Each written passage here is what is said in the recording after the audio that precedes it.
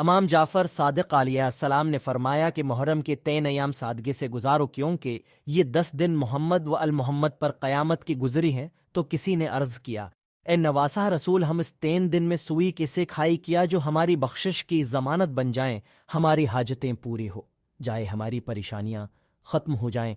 امام جعفر صادق علیہ السلام نے فرمایا کہ محرم کے 3 ایام زمین پر سویا کرو اور کوشش کیا کرو کہ اس 10 ایام میں الٹا ہو کے نہ سویا کرو، کیونکہ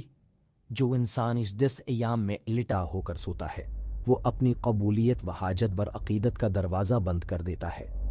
اس 3 ایام میں جو کچھ کہا ہو کوشش کیا کرو کہ اس غذا میں سے غریبوں میں بھی تقسیم کر دیا کرو، کہ ان کے اس 3 ایام میں لوگوں کو کہانا، کھلانا، پانی پلانا یہ ایک ایسا عمل ہے جو اللہ کی نزدیک تمام حاجت کو پورا کر دیتا ہے۔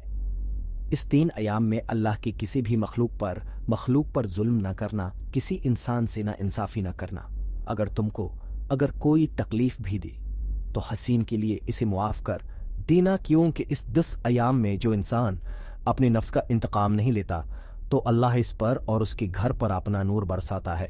تو یوں اس کے تمام حاجتیں پورا کر کے تو یوں پورا سال اس کو تمام پریشانیوں اور مصیبتوں سے محفوظ رکھتا ہے۔